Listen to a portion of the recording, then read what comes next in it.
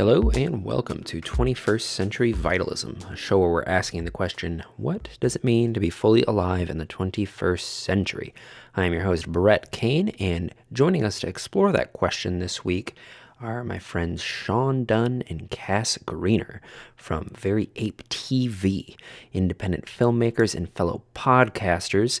These are some really rad humans who are going to help me explore a topic that is very near and dear to my heart. It's came up here and there on the show, but never in a full episode context, and that is psychedelics, plant medicines, all of that. So as a preface, for me, this is a very important topic in understanding where we are in the 21st century. When they were really released to the public, it really shook things up to a big degree. You had, the 60s and the 70s and, the way that it influenced art and our ways of viewing ourselves. And if we were to have a conversation about what it takes to be fully alive, and we're not talking about these plant medicines and these teachers, then I think we're just doing ourselves a disservice. So I like to pride myself on being down the middle of the aisle of science and spirituality, and I think that this topic specifically is a really wonderful down the aisle thing to explore.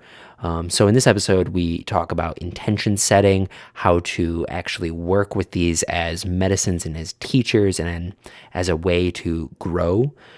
We talk about integrating them into our daily lives, both in how to structure a situation like this, and also how to take the lessons that we learn and then apply them to our communities and our interactions. We talk about what it means to be a psychedelic warrior, essentially, and what this entire practice really shows us and how it's affected us deeply. We do share some experiences and our own views on how to have a healthy relationship with these things. I'm not advocating either which way, but I do think it is important to get it all out on the table. And, this is a tool in the kit that we have to experience ourselves in new ways.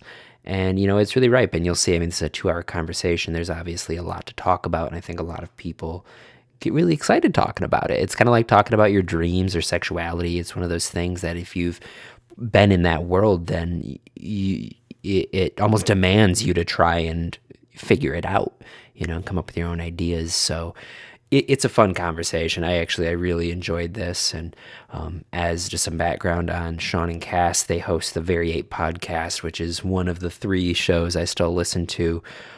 They're really amazing independent filmmakers as well, and all their stuff is free on YouTube, including the podcast. And their ability to hold space in a really chill way, I think, is really what attracts me to their platform and their content, because they really are kind of doing something I don't see very often, or if I have, it hasn't been done as well, in that you feel like you're sitting on the couch next to them as they're exploring ideas on their own show.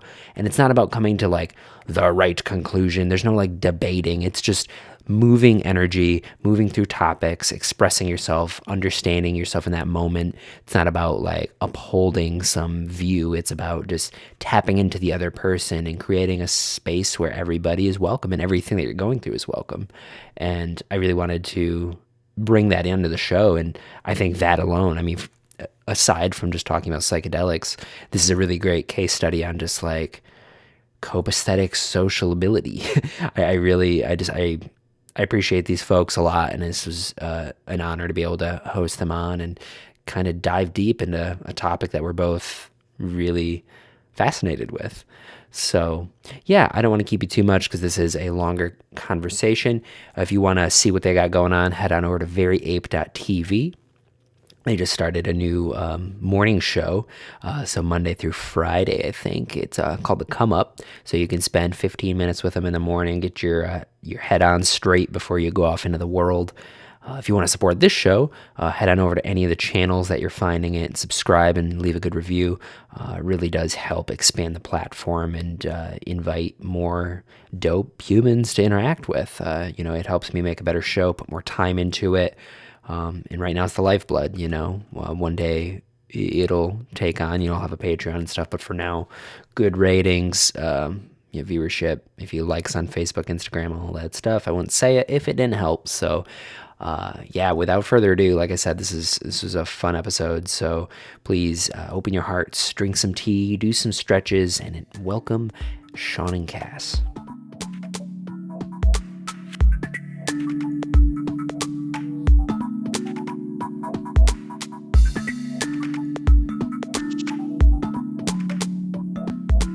Sean and Cass and Sean. Welcome to 21st Century Vitalism. It's a pleasure to have you guys on. Thank you so much for having us. We're really grateful to be here. Deeply appreciate this invite, man. Yeah. So just as a preface for both listeners and for your context, you guys host the Very 8 podcast, which is now one of 3 podcasts that I listen to. Mm-hmm. I've kind of narrowed down from 10 down to 3. And there's something about the thing you guys have going on that I really wanted to draw attention to. And this might be a little meta, but there's something about the space that y'all create that I think is so important for people who, even if they're not plugged into your conceptual framework, I think that there's something at the heart of the way you interact with each other and with your guests that I think is so essential for like social cohesion, if you will. And I think I've heard you say it, and I don't know if this is exactly, but like the Church of Chill, the idea behind that, and I know it's not really an idea, but I've kind of internalized it too, in how I hold space with people. And I just kind of wanted to open the floor for you guys to did you have an intention when starting the podcast? What exactly did you make out to start doing?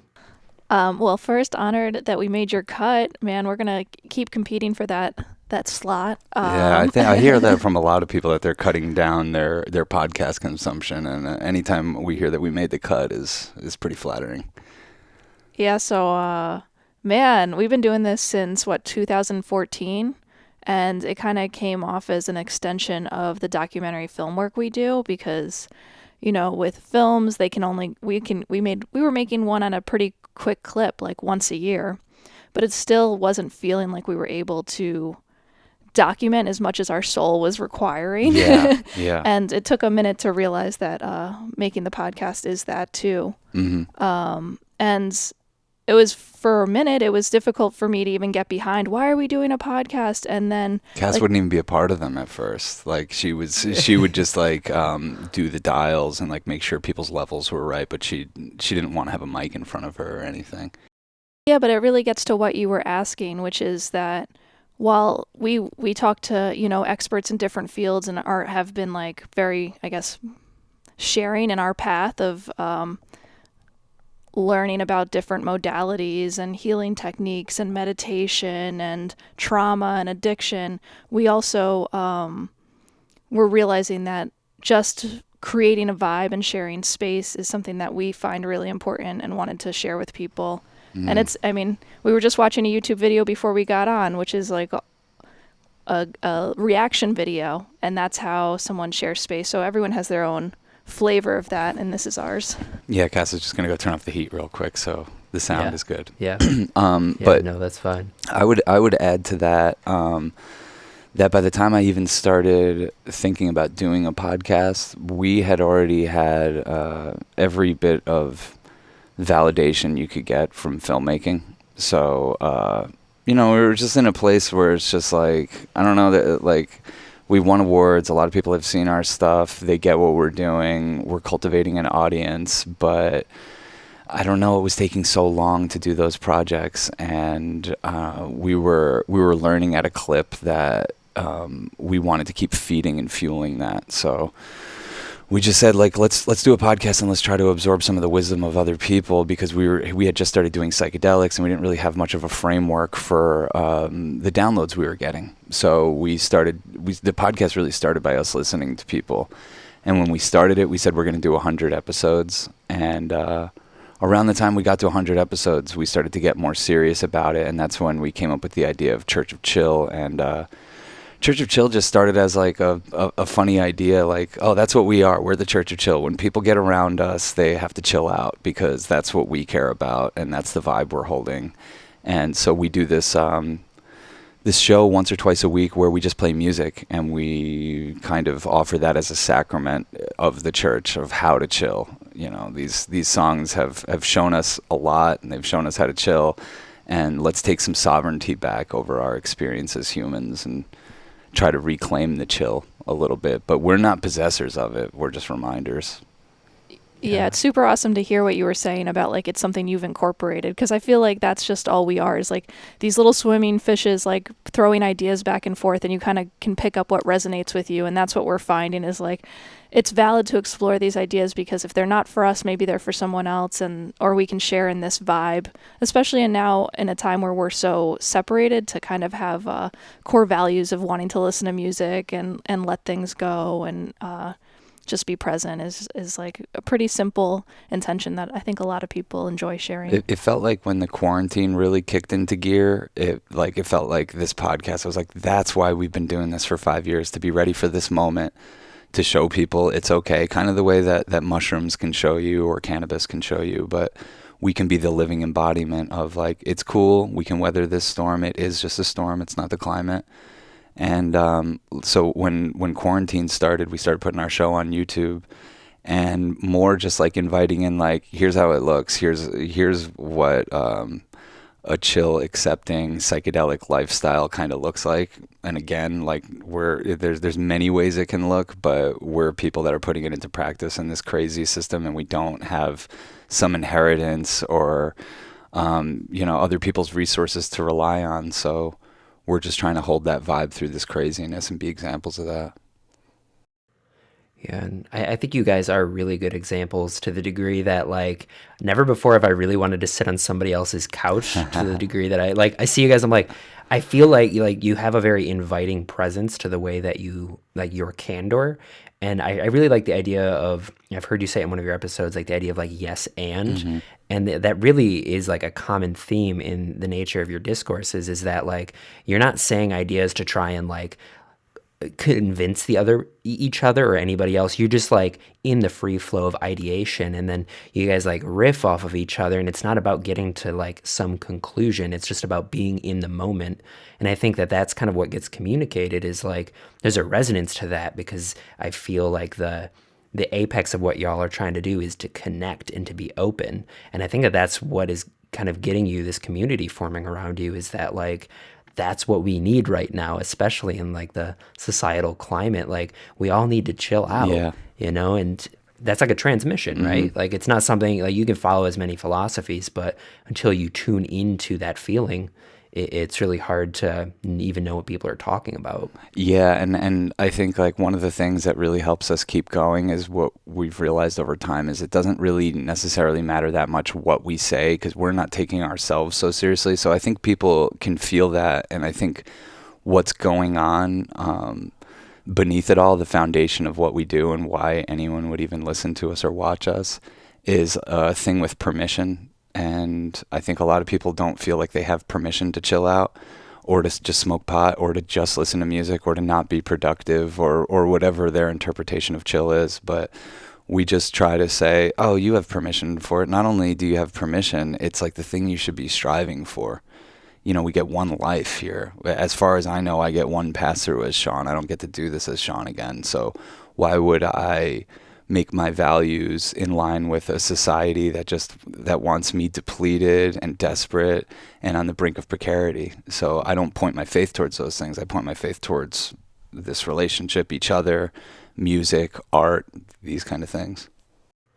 Yeah, and it's cool because like watching you guys give yourselves that permission, I mean, it really does grant everybody else the permission to do it. And when you look at like the way our society is structured and the way that like all of like human history is, like human history, like all the other ancient societies, they've had more opportunity to just be present, whereas now we're constantly focused on the next thing. And like you look at tribes in like Africa, like they really only work for like 3 hours a day, at least they used to.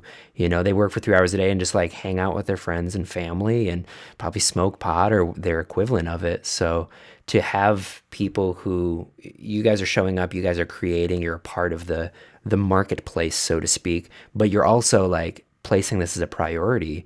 And it's like it's advocacy for mental health, really. Yeah. It's deprogramming from consumerism, because I think that's all we're ever taught. We're taught to medicate with things from the material world, and what we're saying is you can surf this without having to buy things or focus too much on your future or dwell on your past. Exactly. Yeah. I honestly just like have had to live up to the prayer that Church of Chill is. That's the funny part of it. You know what I mean? By putting this intention in our life and kind of creating this space where it's like, okay, at least once a week we're like sitting down for an hour and a half and just listening to music and either just like doing art or being present with each other, just kind of like letting music take the wheel, you know, and drive the ship a little bit and let your mind and everything wander. But it's also kind of burned out or is in the process of burning out the impurities, the parts of me that are consumerist, the parts of me that are fearful, the parts of me that want to like plan a future based around my set of fears. You know, it's something that we're not like on the other end of it. It's like a commitment that you kind of wake up every day and say like, all right, let me find my inner peace. Let me find my inner chill. Let me try to remember that there's something bigger, and taking things so seriously isn't the game for us, you know? That doesn't mean we don't get caught in the game, but we try to remind each other and appreciate the people who remind us that we're in a little bit of a game and you can have a little more fun playing it. Yeah. That's beautiful.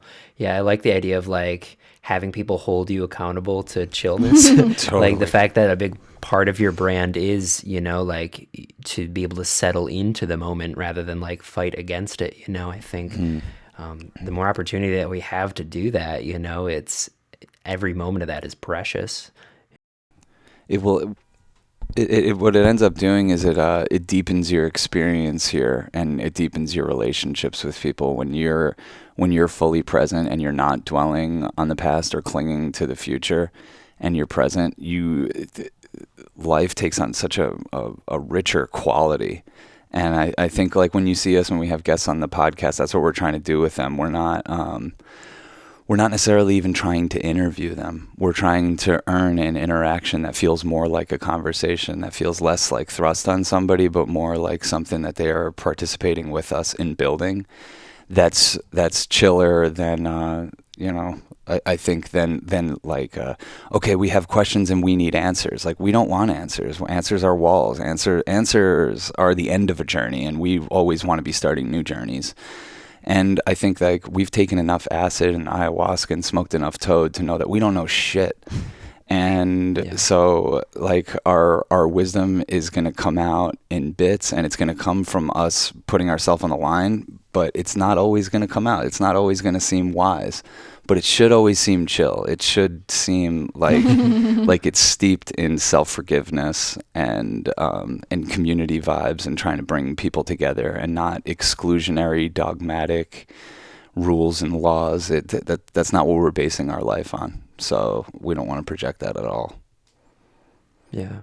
I think that speaks a lot to like the idea of what wisdom actually is. Because I think a lot of people like they do a lot of study or they do a lot of practice in order to be wise. But like wisdom comes in those moments when you're not like grasping for it. It's like it's something that comes from the heart. So it's like the constant like conditioning to just kind of like be in a state that's like we're receptive to it. But if it's not here, then it's not here. Yeah.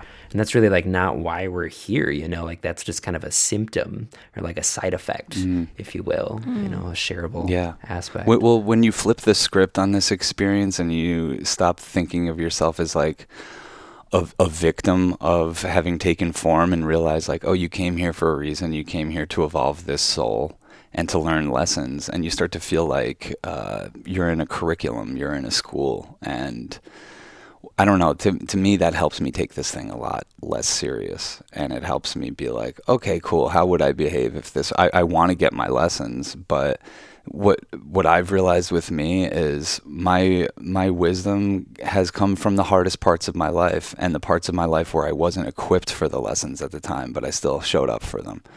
And you know, your life can start to fit you like a glove if you're showing up for those things. If you're showing up for the moments that seem really tough, and you want to medicate, and you want to fucking pull the parachute and get the fuck out.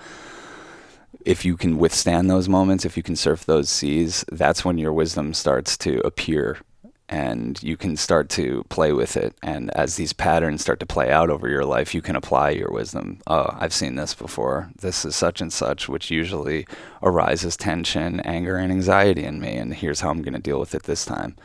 So it's like a constant curriculum that I feel like we're in, and that's all. I feel like that's all our podcast is like, we're not professors. We're in the mystery school with the listeners, and we appreciate their feedback, and we learn more from them than we do from ourselves or guests.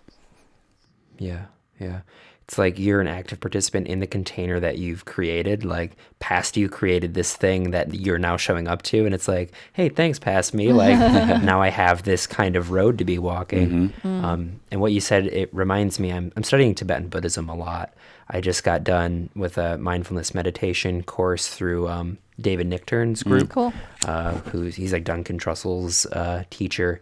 And there's this thing in Tibetan Buddhism called the 5 wisdom energies. And what they posit is that your neuroses and your wisdom are made out of the same material.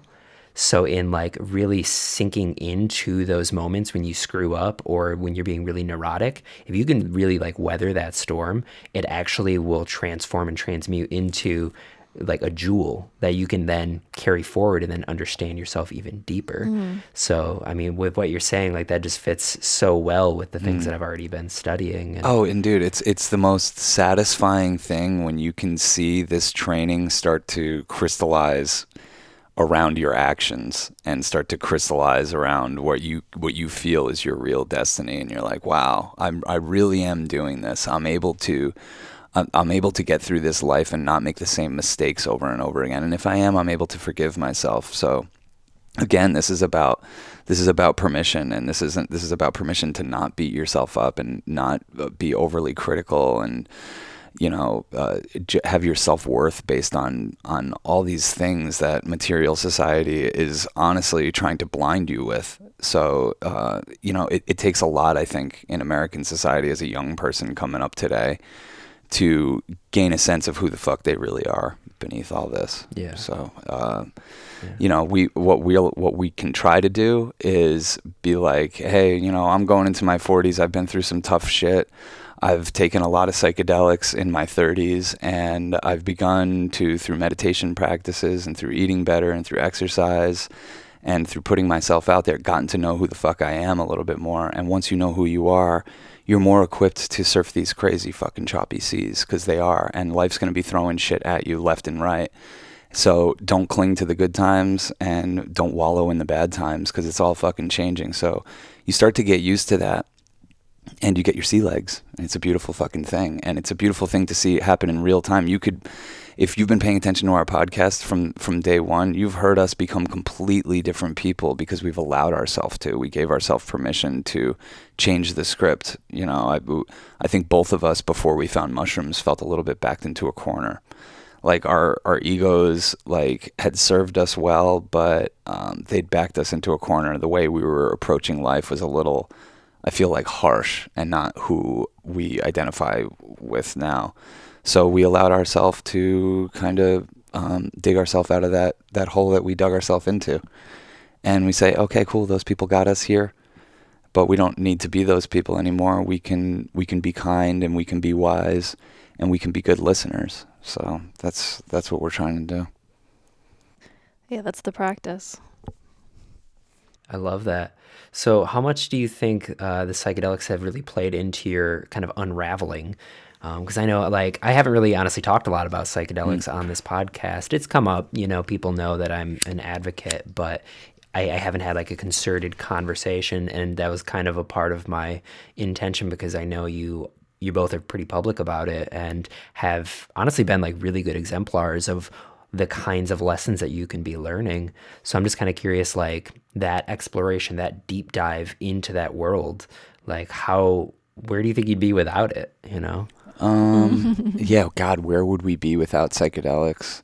We probably would have convinced ourselves that we needed to own something by now, and we'd probably have a mortgage and kids and a dog, and the things that, look, you can't blame people, but the things people do to make themselves feel grounded in this human experience that make them feel like they have some purpose. probably would have had some more alluring qualities to us. Yeah, I mean, it makes sense that people are scared of psychedelics, and they probably should be if they want to stay on the path.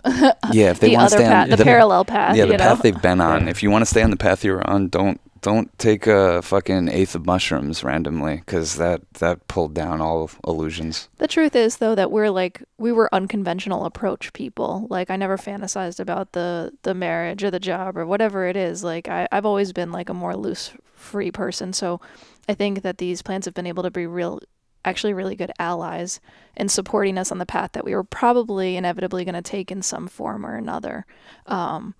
Yeah. These plants, like especially cannabis and mushrooms, they're like they just tell you, it's like, you're an artist. Live an interesting life and make art about it, and show people what I'm showing you, that it's okay. So that's what we try to do, and I think we revisit psychedelics quite often to keep us humble. There's no doubt that I attribute having a better time in this experience post psychedelics. Like, I think I used to take things more seriously. I mean, it's not like I'm a fucking Zen mind all the time and I don't get lost in fears, but like the anxiety I had before I realized it's all illusion was like 10 times more intense than the anxiety that I dance with now. Because now, at least when I'm dancing with anxiety, I'm like, oh, there's a part of me that's like, oh, look at you dancing with anxiety. And I'm less like in the mush. There's like a version of me that's like watching the mush, and having alivened that version of me, I have a lot more fun. There's like a marked difference. Like, I just enjoy my life more. Things are more fun. I love life. It's like reinvigorated my love for life. Yeah, I mean, this stuff helps you be cool with death, and I think that's the simplest way to. There's all kinds of ways that manifests in people's lives once they start taking psychedelics, but I think ultimately what it does to everyone that has a spiritual reaction to psychedelics is it's making you cool with death. And once you're cool with death, you're going to be cool with past versions of you dying. And once you're cool with that, you almost start to get off on it. And that's where we're at right now. We're like, we use this stuff to up our game and to realize who we are. Yeah, to remind ourselves, for sure. I really like what you said, Cass, about like kind of like having space from the mush. You know, like it's a different thing to be able to like see that you're in the mush than to be the mush. You know, and I mean, that's been my experience with it too. I mean, I've been I guess on that path for probably over a decade. It was probably like 2009, like as soon as I graduated high school. And I mean, I was a lot younger when I got into it than I'm assuming that you two were when you were. Yeah.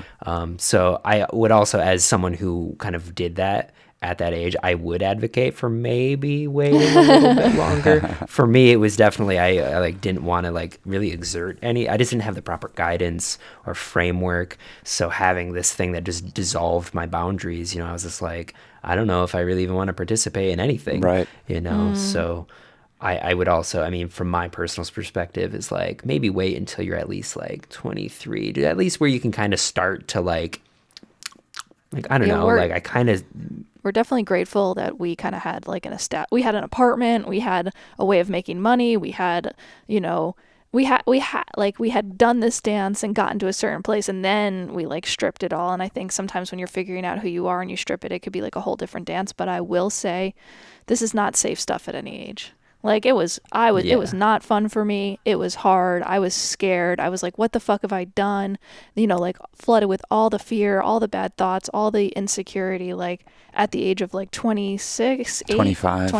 Yeah, so I guess maybe it was only a few years later. Yeah. Maybe Sean can talk more I about was being 32 when I found it, and I'm glad I found it when I did, and I'm grateful that I didn't do this stuff when I was a teenager, because I was dealing with some other shit, and this just might have made me more confused. But at the age when it did find us, it was totally appropriate and necessary for our art to evolve, and for us not to fall into the trappings that successful artists can fall into, which is just keep repeating the thing that made you that got you that validation. And it's not what our hearts were interested in to begin with, and this gave us permission to be the freaks that we are. So we've just stuck with it. And yeah, I think we've always been seeking, so it's no coincidence that we ended up doing this stuff. But Yeah, man, it's been such a trip. I mean, I think we can relate to like not making us want to participate either, you know, because you kind of can see the systems that you're a part of from a whole different angle, and it does kind of, speaking of flip the script, all of a sudden you thought something meant something, and you realize, oh, we're all like, these are made up rules in a made up land, and we have like an ability to participate and make this world what we want it to be. Well, we can, and to your point, we've seen this happen to people that, you know, started with taking big amounts of acid at a young age, and then all of a sudden they don't want to participate in society or capitalism anymore. And I get that instinct, and I think we've had a similar one, but I think that takes away what our real power is. And our power in any of these situations is do we consent? Do you want to continue to consent to the systems that you're part of? And we don't, and I think being in a powerful, solid relationship helps us kind of resist that a little bit more. I think if we were separate individuals going at this with the same mentality, we might be less bold in our decision making. But since we're together, we can take some risks, and you know, our love guides us, and so we've allowed this stuff to show us a roadmap. Really, that's what we've let it do, is like show us a map for how to navigate a more spiritual reality. Yeah, and I mean, talk about Buddhism and all the spiritual teachers and the meditation teachers and Ram Dass and so many people who like have helped us so much along the path. You know, exactly what you're doing. Timothy Leary, Terence McKenna, Ram Dass, Alex Shulgin. You know, the list goes on and on. Jack Kornfield. Tara Brach. Yeah. I didn't know that Jack Kornfield was into it. Oh, damn. Oh, yeah. Well, at one point. Yeah, back in the early 70s. And the funny thing is, it's really cute when these people are so advanced in their spirituality, and so everyone looks up to them, and they don't speak to that the acid was such a big part of their spiritual awakening.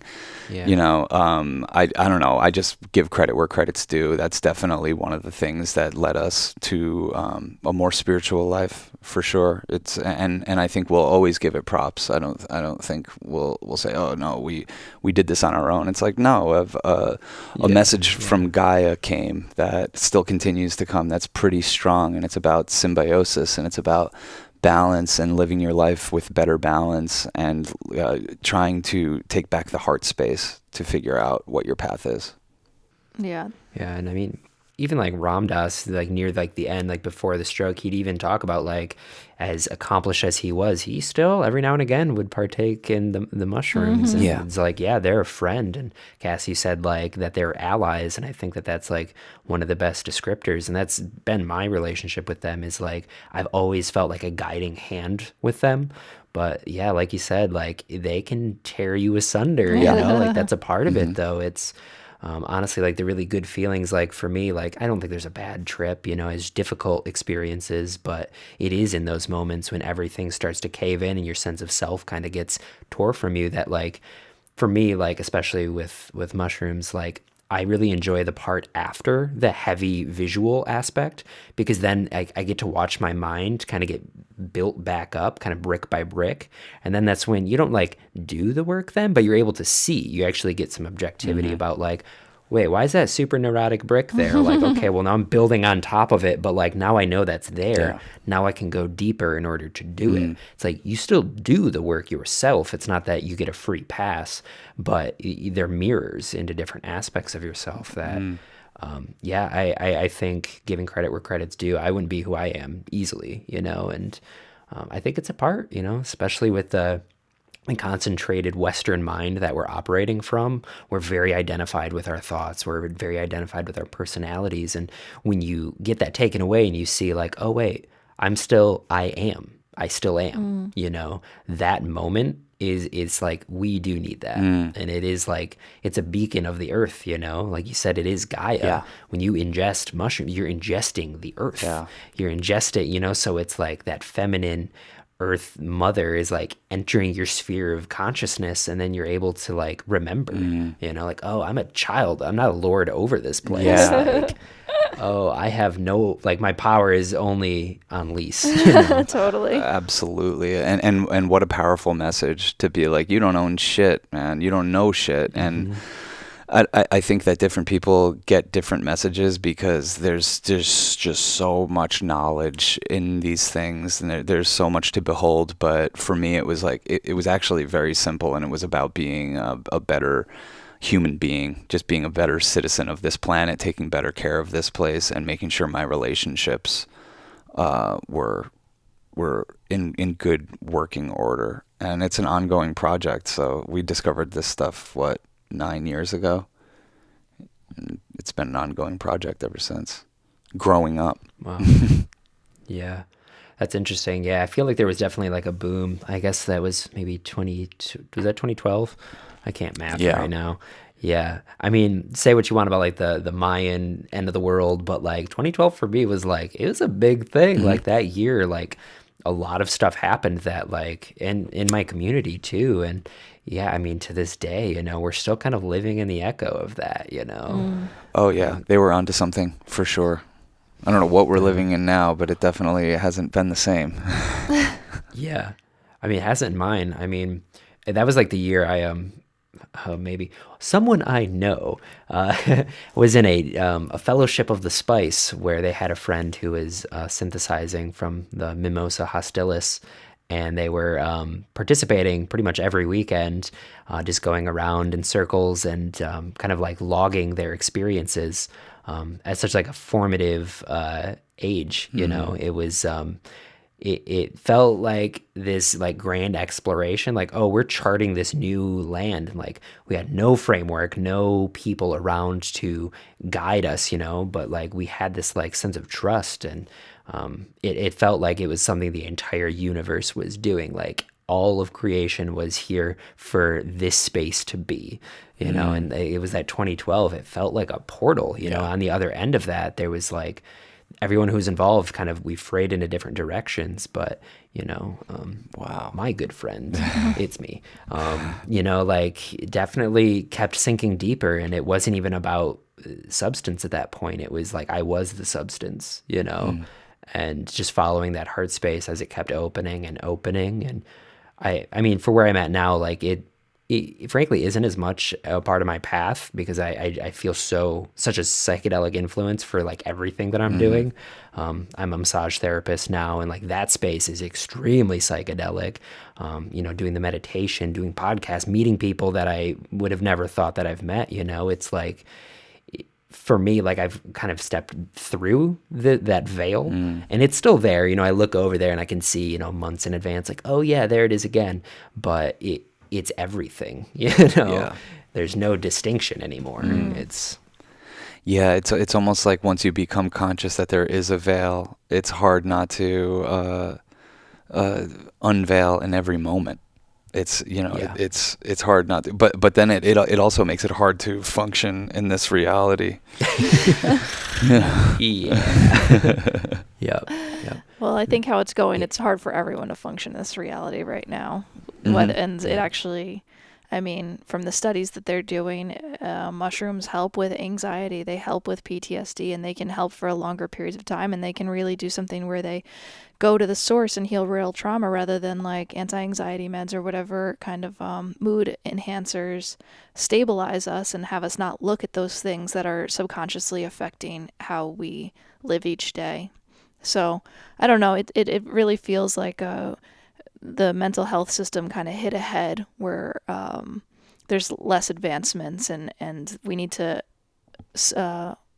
explore this new territory and do it in a way that's legal and safe. And we very much look forward to that time when people can experience these medicines in a safe, legal way. You know what's kind of a disturbing trend that I've been noticing too, with because like I think that the reason we are starting to get legalization is off of what Cass just said, is like the pharmaceuticals and the medical industry have squeezed every penny from us, and they weren't trying to, they were creating symptoms and treating those symptoms, and now like we've hit a wall, and they're like, I don't really know what else we can do with this population. So let's start looking into how we could make massive amounts of money off psychedelic treatment. There's not a lot of money to be made off of it. So what I see them doing is doing all this research to figure out like, okay, what's causing an LSD trip?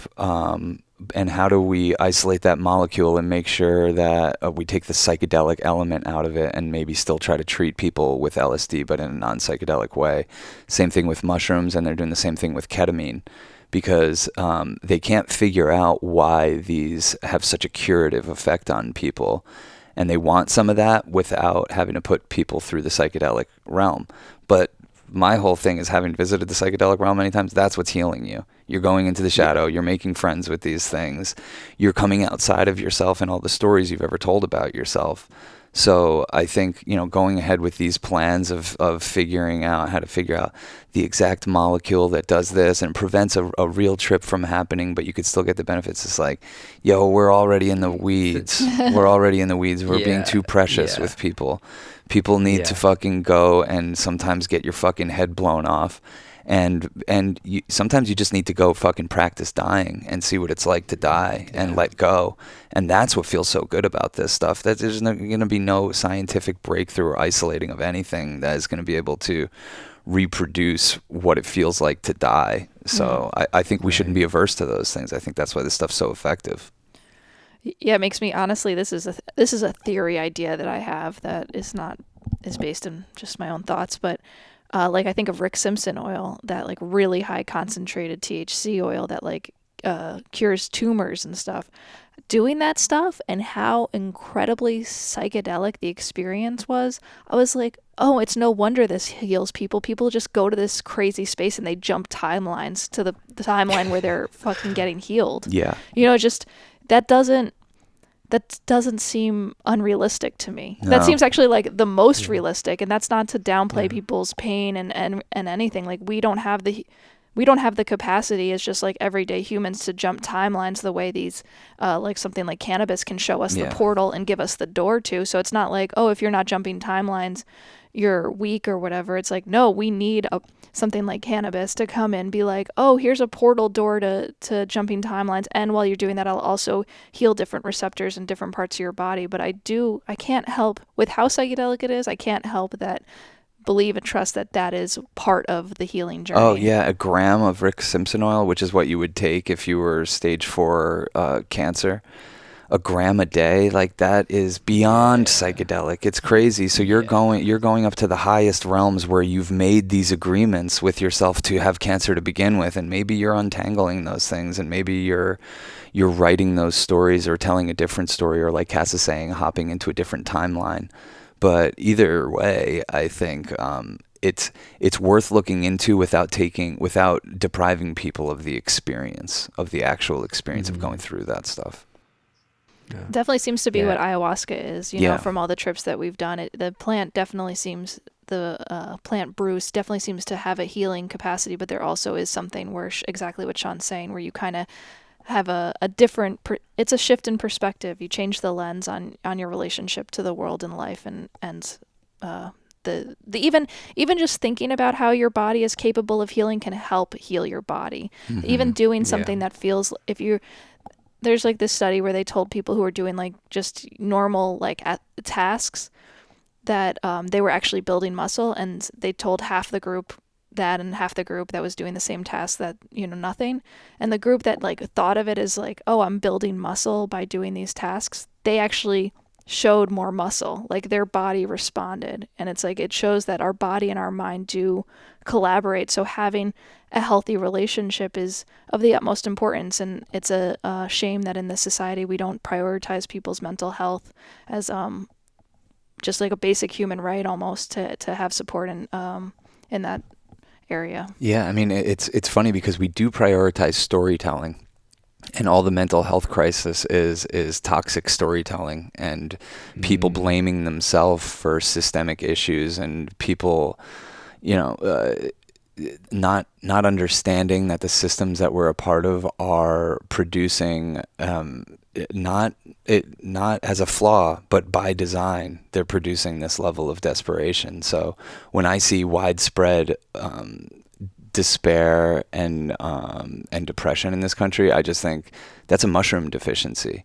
This thing, America and probably the whole world has a mushroom deficiency, and there's this thing that clearly helps us along on our path. It helps us not take ourselves too seriously. It's a cure for greed, and it's sitting there, and we've made it illegal. It's I know that sounds like basic, like middle school, like stoner talk, but like it's really insane when, like, we just need to remind ourselves of that every now and then. It's like they're protecting us from this experience that helps us see this place for what it is more, and might challenge these systems therefore. So they're protecting us from this, and it's just insanity, because you're just gonna you're gonna see a lot more widespread death and despair, because we're not treating the issue. We're not cutting to the core of it. We're just dealing with symptoms all the time.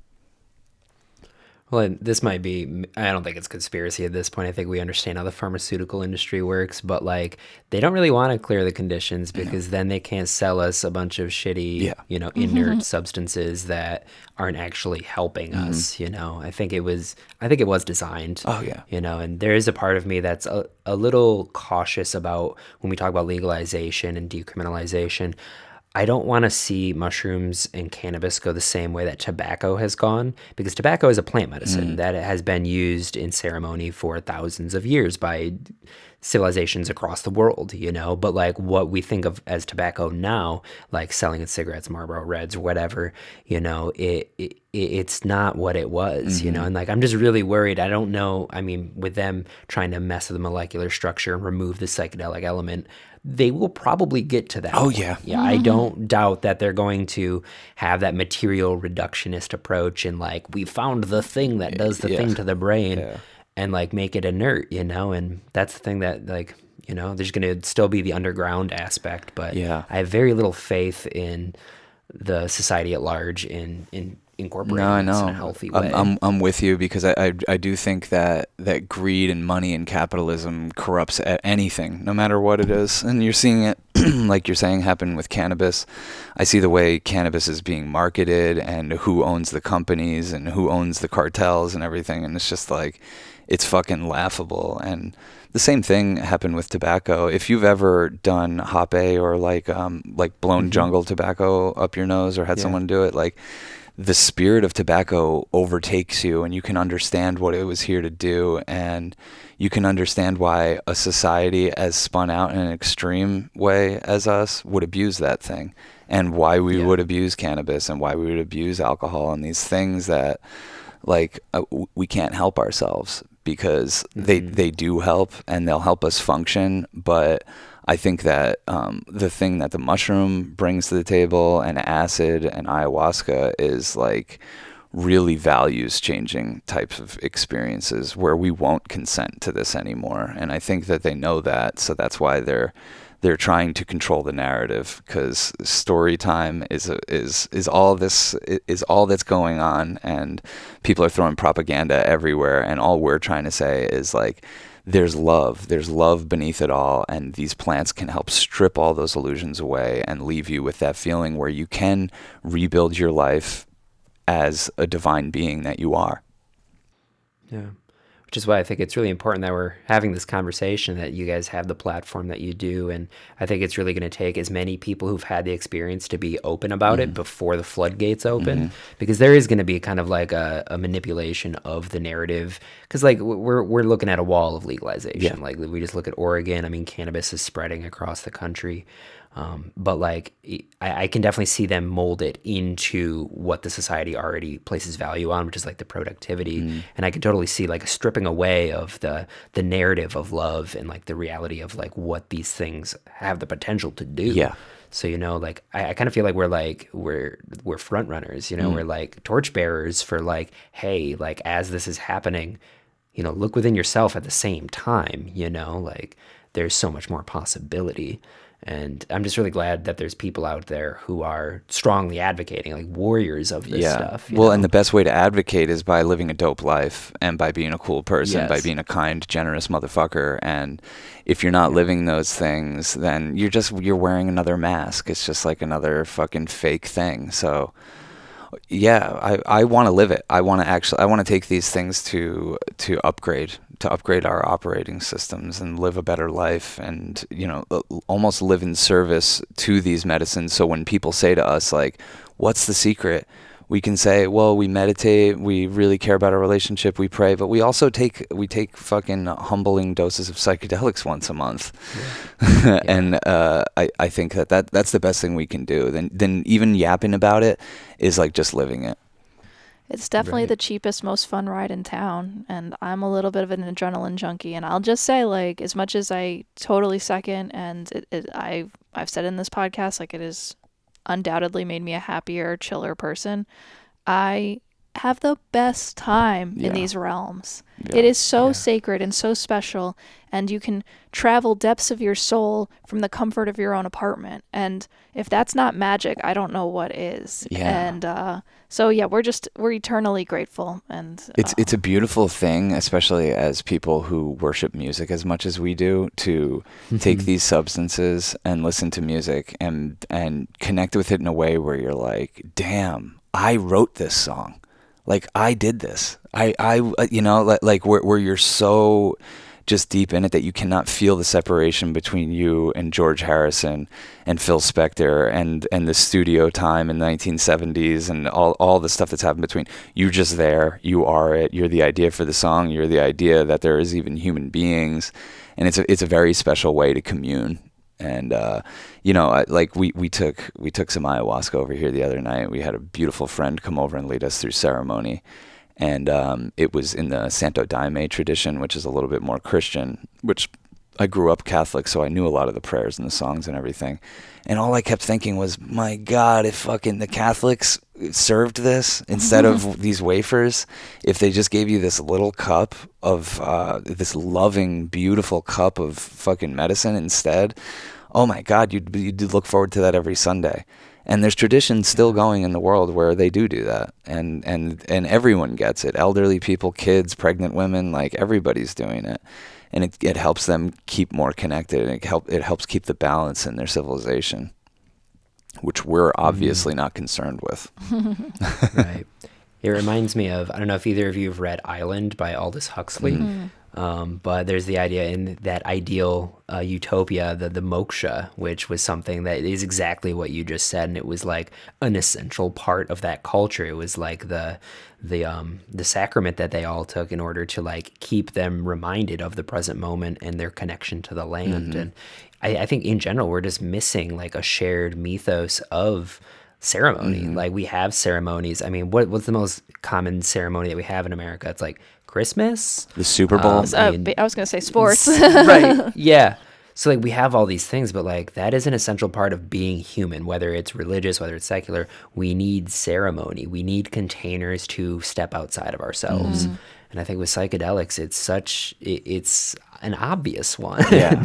You know, it's like, why are we not doing that? Yeah. And if you're doing it as much as we do and you're not ritualizing the experiences, I don't know how much it would even help your life, because I think it could get really confusing. Like, we need to go into every trip with whether or not it comes true, but like intentions. We write things down. We'll write down our fears. We burn our fears during ceremonies. You know, we'll sometimes just go in with the simple intention, like, we just want to have a funny fucking day with our friends. Simple as that.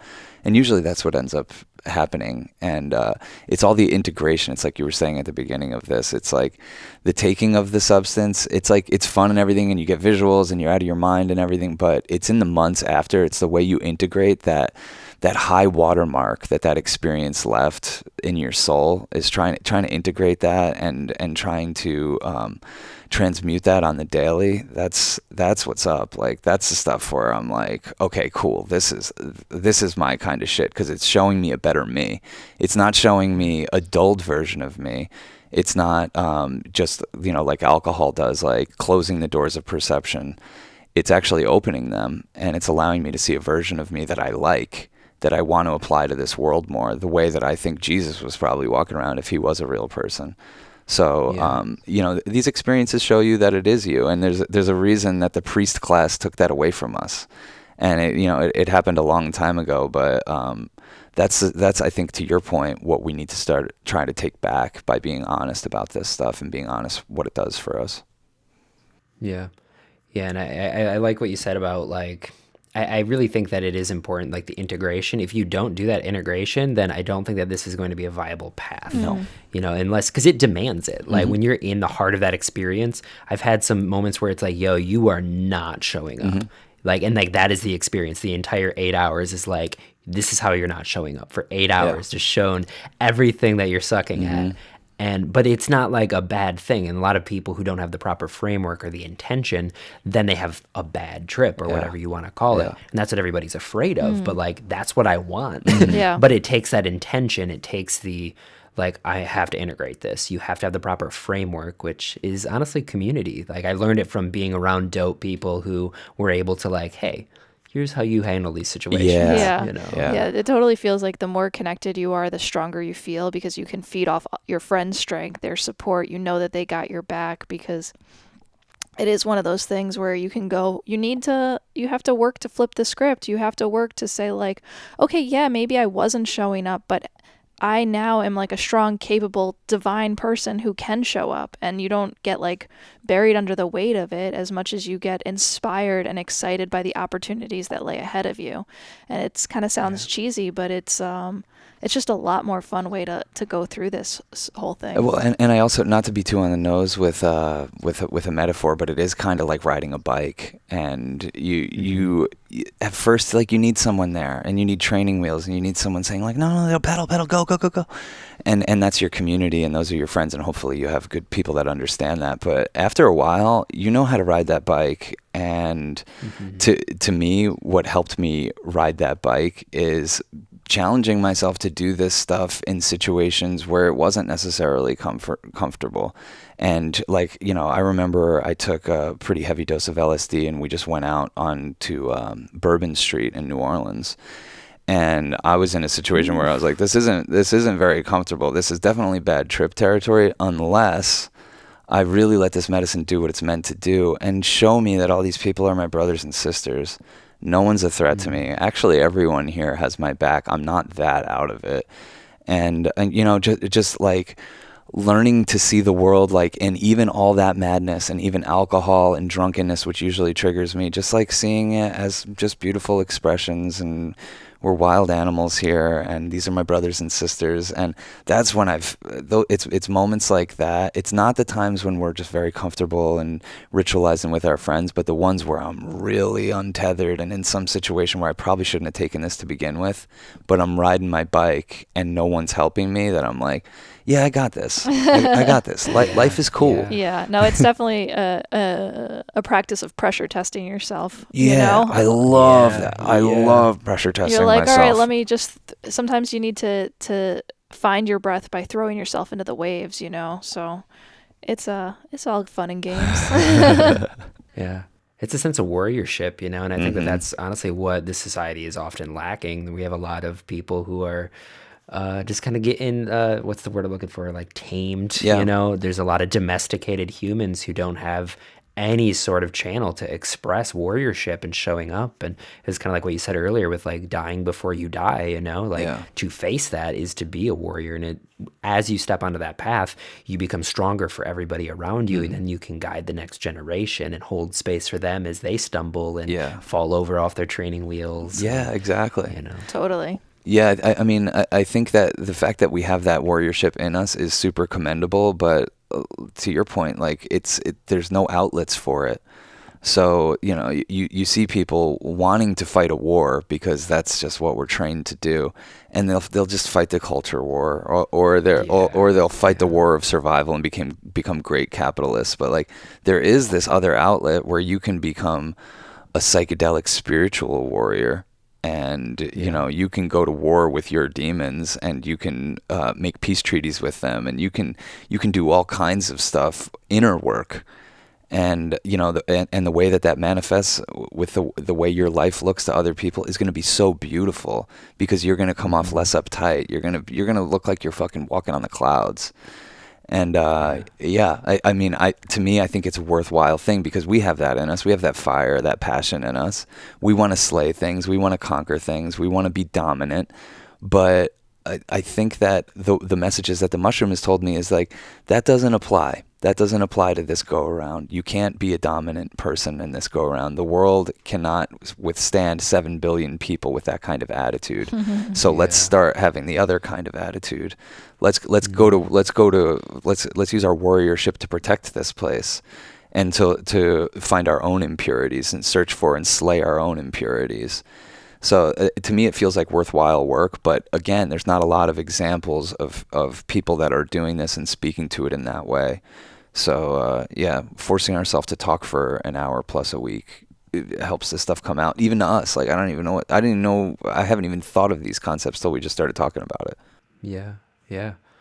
And I mean, I think like a big part of like the warriorship too is a matter of like, for me, what really drew me to it is like, I really want like a worthy adversary. You know, like I've seen a lot of people who are doing a lot of really dope things and conquering a lot of like demons and stuff, but like, who do I know is like the scariest person around? It's me. It's my own heart, you know, it's my own like negative impulses, you know. So for me, that's like, that is the forefront of the battle, you know. I like, love that. That's the only battle that I'm willing to pick up too, you know. Like I don't want to fight somebody else's battle, and that's what most people do, is they outsource it, because frankly, a lot of people are afraid of themselves, you know. So we do this shadow boxing thing where we externalize all these things that are really just us, and then we shadow box with the world, and we're doing this. And I think what you're talking about is a much more worthwhile, lifelong passion and journey of growing the fuck up. Yeah, and it's naturally to me kind of turned into, because like I was kind of really entrenched. I mean, Terrence McKenna, Ram Dass, like that was my main thing. And what it's transformed into for me is like simply sitting, like my sitting meditation practice. That is what that's where the battle line is for me right now. So I've had a lot of experiences where I've like gone to the core of my being in psychedelics and had like really tense battles and came out victorious. And I had that moment on the white horse, you know, with the sun behind me. And like very important. But right now, like the scariest thing that I can do and the most brave thing is to literally just sit. Totally. And to like not, to be properly bored. Oh my God, that is so hard. You know, like.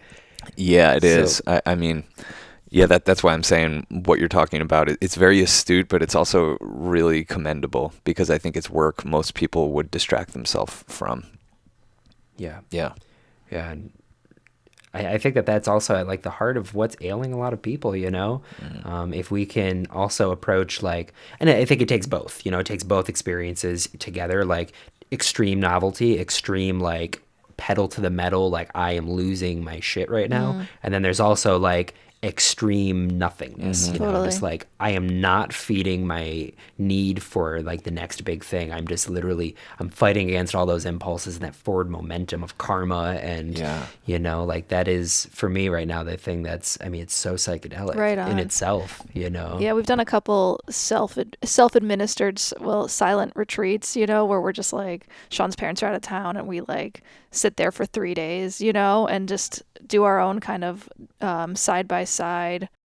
Just meditate 12 hours silence a day. Retreat that, you know, but everyone, that was one of the most powerful healing things I think we've ever done in our relationship, because even though we weren't interacting, we still had our own stories going, and we realized that, oh, it's not necessarily the other person that's making me think these thoughts or feel these feelings. Like you kind of have to take some true responsibility, you know. And everyone we know who's gone to like, you know, a 7-10 day or longer meditation retreat has said the most amazing things. And we've only done 3 days, or we did 4 days once out in the woods with no food, with no water.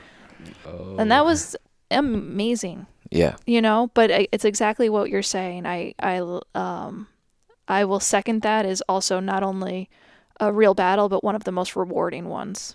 Oh, you know? yeah. I mean, and the battle we're all in is like, we're all being overly stimulated all the fucking time, and we can't help ourselves. Like, we're in a very, very stimulating time in human history. And I think part of the reason a lot of people can't bring their wisdom online is because they're so distracted and medicated with so many little mini battles and fucking consumption, all these things. It helps you. It doesn't help you, but you're straying from the path. and to kind of take a stand and take the power back and say, I'm going to shut out stimulation. I'm going to see what's going on. And then you realize, like, holy shit, my fucking brain is overstimulated. It won't stop producing these thoughts. How do I begin to train this fucking wild Jack Russell Terrier that's running loose in my head? Yeah. But you can train it. You can train it. And I think that's all you're talking about, is like when you sit there on the battle line and you sit there with the nothingness and you're just watching this fucking Jack Russell Terrier in your mind go fucking absolutely ape shit and tear the furniture apart. You sit there and you start to train it slowly but surely, day by day, breath by breath. And it's the most rewarding fucking thing you can do, because it just mellows you out. Yeah, I mean, I say this all the time, but I do psychedelics so I can have a good life, you know, and I have a good life so I can do psychedelics well. But the biggest part of both of those things, my experience in psychedelics and the training it has, and what I try to cultivate in life so that I can have a good psychedelic trip, is as simple as like shutting up and breathing. You know, it's as simple as like dropping in and being aware of the monkey mind, but not investing in the monkey mind. And it's so beautiful how those two things can play off of each other and encourage and inform each other and encourage development with each other. You know, it's so funny. It's like we've done like 9 years of ceremonies and crazy things, and our relationships had up and downs, and putting art out, and successes and failures like you wouldn't fucking believe. And you'd think that with all these experiences, we could fucking write books about the messages. And really what it comes down to is that just shut up and breathe. like really, like you come out of an ayahuasca thing, like you feel like you could fucking fill a novel with your wisdom. But really the messages are like, they're so simple and pure, and it's just simple shit. Like, just shut up and breathe. Go back to school, you motherfucker. Start taking in these lessons and stop thinking you're above it. Stop thinking you're a teacher. Stop thinking you're anything but a fucking student, dog.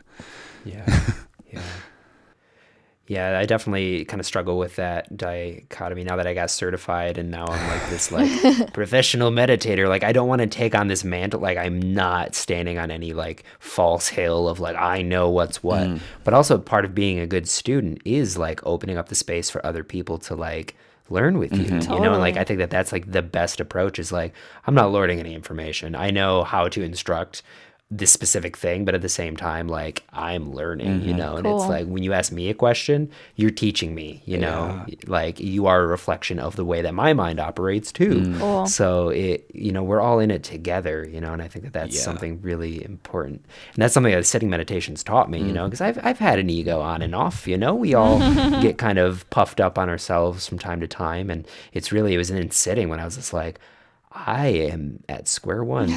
But like, again, it was like I said earlier, like being able to see that you're at square one and then being at square, like it's different, you know, you get some space from it and you're able to kind of work with it. And seeing the workability it's key. I think we've become addicted to square one. And I think that's part of what spirituality has ushered in, because I used to not feel comfortable unless I was at the top of the mountain. And now I think we only really feel comfortable when we're like at the bottom or starting to scale one. Like, you know, whatever that Buddhist saying is, first there is a mountain, then there is no mountain, then there is. Yeah, definitely resonates. And I like when we get to the top of the mountain, like, it's usually when I'm most like suspicious or about our life or waiting for the other shoe to drop, because I know balance is coming. And then when we're back at the bottom and a new one appears, that's when I'm like, okay, cool. Yeah, we know how to do this. We are very much equipped to start over. So we invite those things. I think that's probably why we take psychedelics so much. We're down to start over pretty much every day. It reminds me sorry. It reminds me of the like, you know, before enlightenment, chop wood, carry water. After enlightenment, chop wood, carry water. And it's like, that's the simplest, most pure reminder I think you can have sometimes. Yeah, it's the best. And I think, I mean, if we're talking about like dying before you're dying, like that is the starting over element, you know? And I think that actually is more attractive. Like, you know, we see it as like, oh, we're still at the base of the mountain, but some people, they're off on like in hot air balloons who are like, yo, I just want to be on the dang ground right now. Like, I am so turned around, and they see you at the bottom of the mountain. They're like, they got it. They're at the top of the mountain. It's like, no, I am thoroughly at the beginning. Thank you. Right.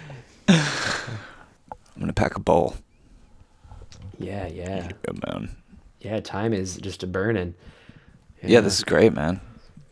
Yeah, this is really nice. I'm really glad that we got to talk. It is admittedly a little weird because I feel like I know you guys more than you know me, and I think that that's like a part of the podcast, listening to somebody. Yeah. But I figured I've been listening to you guys. I'm like, we probably get along. Oh, fuck yeah, dude. Like, you should be here. Yeah. What kind? Yeah, that's right. What kind of meditation are you teaching?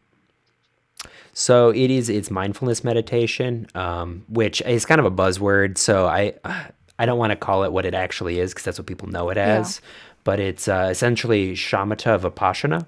So shamatha is calm abiding, and vipassana is like insight awareness. Cool. So it is. It's directly in like the Tibetan lineage of like Chogyam Trungpa Rinpoche, who he is one of the OGs who brought it to the West back in the 70s, and my teacher, he was like the next generation to kind of get that transmission. So it's been really cool plugging into an actual lineage and having like a very crystalline clear, like, this is what this is, Yeah. Because I've meditated before, but I had no idea what I was doing, or like I like kind of knew, but now like I have this really clear instruction that it's like, okay, I'm confident that I can teach people this instruction, and I'm confident I can do it every day.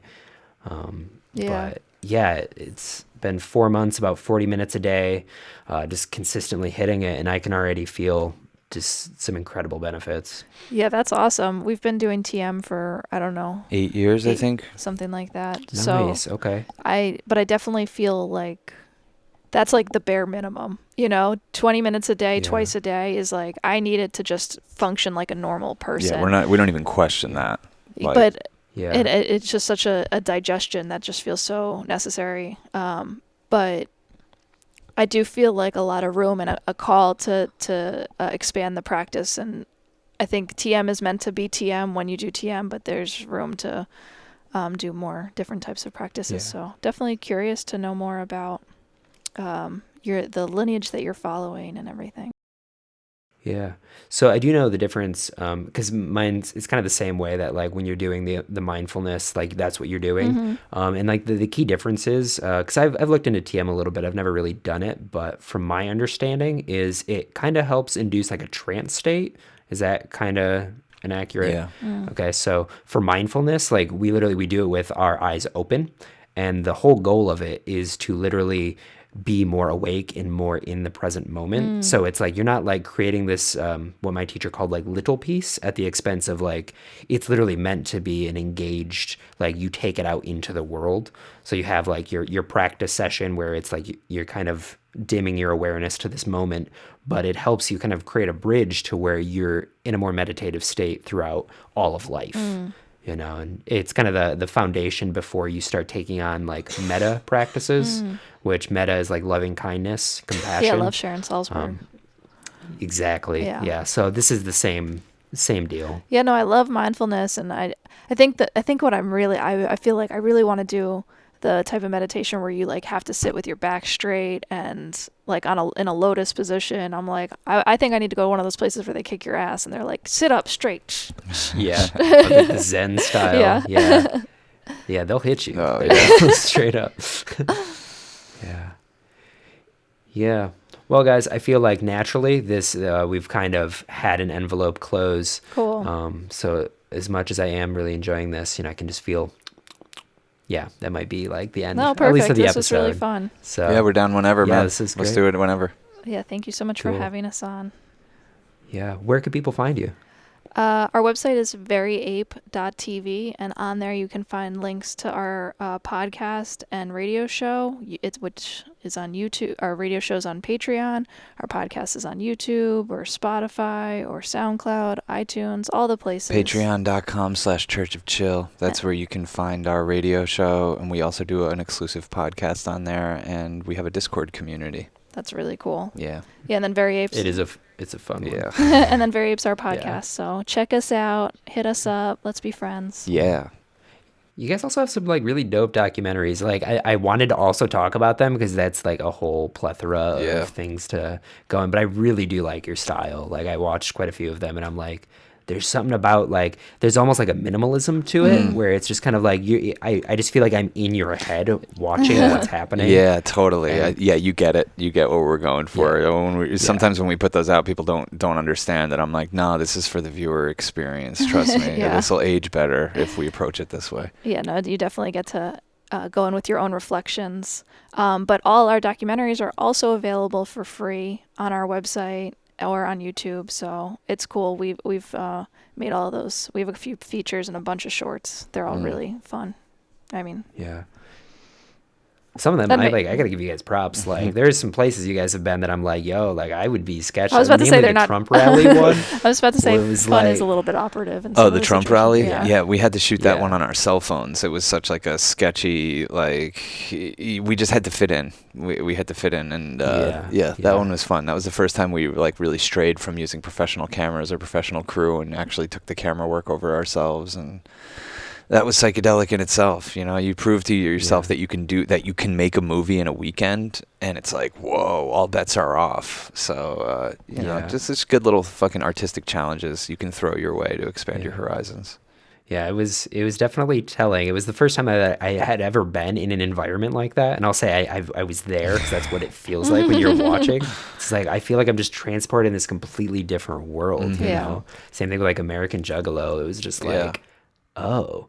But it's like you guys don't really have like a bias when you do it, which I also found interesting. At least my interpretation was like you show the light and the dark of everything. Because even in like the Trump rally, there were some like people who came up. I was just like, they seem interesting. Yeah. Oh yeah, they're sweet. You know, like there's a kid in there that's like, I'm like, he's all dressed up like Inspector Gadget, and I'm like, what's your deal? What's your name? And he goes, my name's America.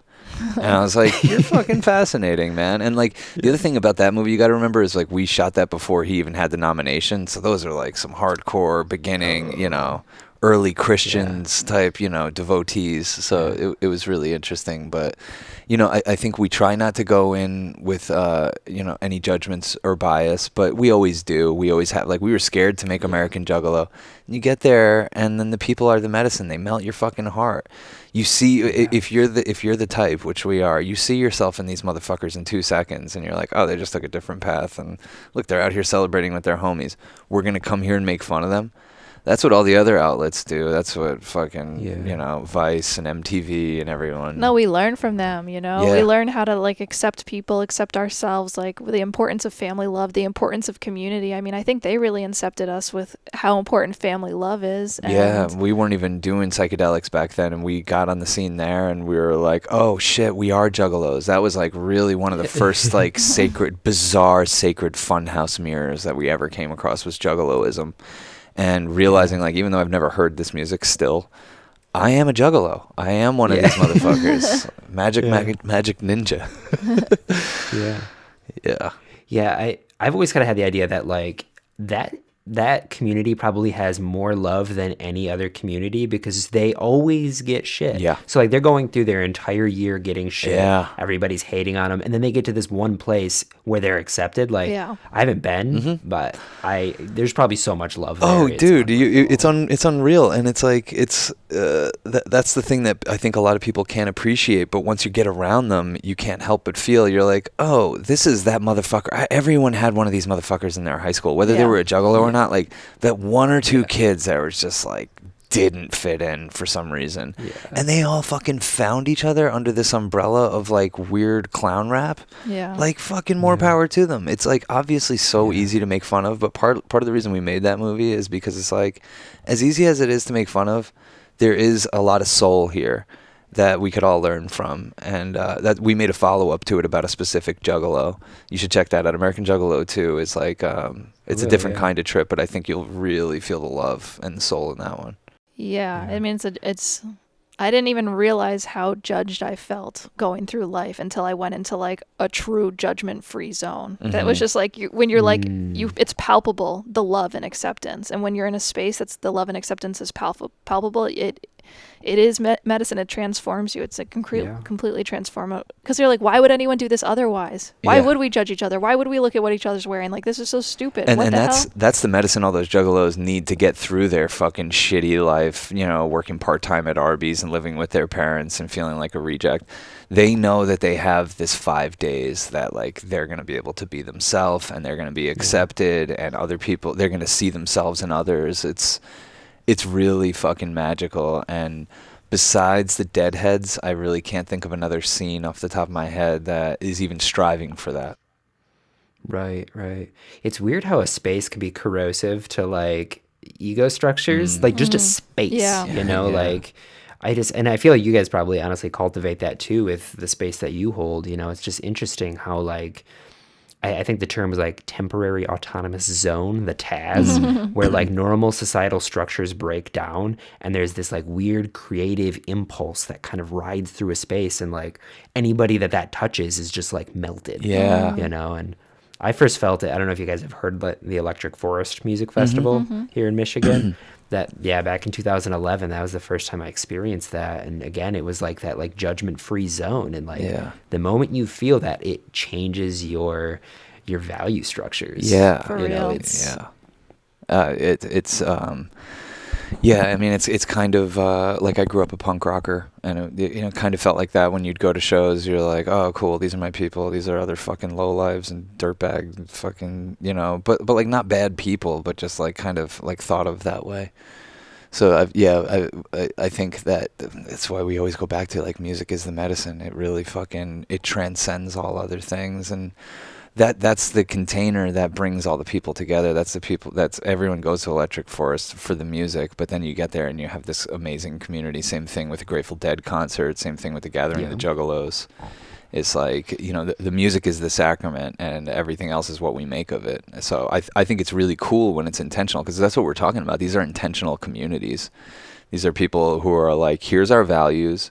And with the Juggalos, to the point where we're going to shout them out like fucking battle cries, you know, family, screaming family at the top of your lungs. It's like, it's really fucking potent magic when you get around it and you get around these people, and like, it's palpable, and it's hard not to get pulled into it. And I think that's why we end up like, that's why they're our friends, and we end up keep documenting them, and, you know, just like using them as like, they're saints in the Church of Chill. They really are. Yeah. They're saints. And that's what I loved about your film too. The first one specific. Oh, I haven't seen the second one, but within the first one, you like you gave people a means to tell their story, and like it really humanized. You got to see behind like the face paint and the mask of it, and like these are humans who have like, some people like told some like very like dark things that happened, but also like they were able to express their love for this place. And like any space that gives people love in their heart, like, oh my God, why are we talking smack? Yeah, You totally. know? Because it's a threat to Like- these systems. It's like in the military, it's illegal. You'll get court-martialed if you fraternize with the enemy. And because they don't want you being able to contextualize their life to the point where you might not kill them on behalf of the United States. We have a very similar thing go on here culturally. There's a lot of battle lines have been drawn, and we all respect them without even questioning them. We weren't supposed to go be at the Gathering of the Juggalos. We weren't supposed to go to Black Bike Week, or we're not supposed to go into Oceana and ask people about their problems. Because if we did that, God forbid, we might realize we are them. And if we're good filmmakers and we can help a whole bunch of people in an audience realize that, that's fucking dangerous to this empire. That's dangerous to capitalism. Yeah. That's dangerous to these structures that pit us against each other, that have decided long ago that there needs to be winners and losers. So we go talk to the so-called losers. We realize we are them, and we try to build monuments that can endure over time, that show that we are them, you know? And, you know, we fraternize with the enemy. I'm sorry, that's what we do. And sometimes it's triggering. The Trump rally film triggers everyone. It triggers Trump fans who look at that and say, why the fuck are you making fun of us? And it triggers uptight fucking liberals who are looking at that like, what the fuck? How come you didn't make them look worse? You know, like, and it's just like, oh no, this is just that day. This is just what a taste of that vibe felt like. And it honestly kind of felt like The Gathering of the Juggalos a little bit, but it wasn't based on love. It was based on a mutual hate. And it's just fucking crazy to have gotten a taste of that. Yeah, Sean, along with his editor, Kathy Gatto, they like really work together so well to not only essentialize people, but like kind of bring out their best, you know what I mean? Like we're all like kind of, we can enjoy each other's company in the container that they put around. Yeah, it's not that serious. Like, you can tell from the first frame of all of our movies, like, we're not judging these people. Like, we're not taking this that seriously. Yeah. Like, we made a movie, like, one of my favorite things we made is called Florida Man. And it's just like, you hear all these headlines, Florida Man did this wild thing. Florida Man throws a live alligator through the drive-through window at Wendy's. And it's just like, who the fuck are these guys? And I've lived in Florida in my life before, and I've interviewed these types of people, and I'm like, there's no way that they're like what the media depicts. Same thing with the juggalos, same thing with people struggling with addiction, same thing with sex workers.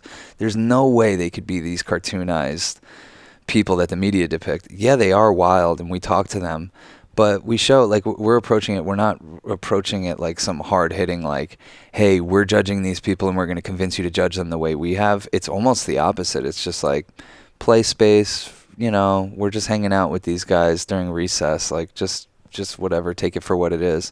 So it allows, kind of like our podcast, it gives people permission for greater acceptance of themselves and seeing the Florida Man in themselves.